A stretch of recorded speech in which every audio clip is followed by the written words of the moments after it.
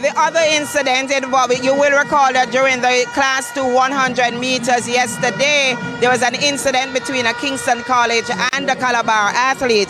Now, the Kingston College athlete, Nakardo Clark, was issued a red card by the Intersecondary School Sports Association, and the president spoke to that event as well.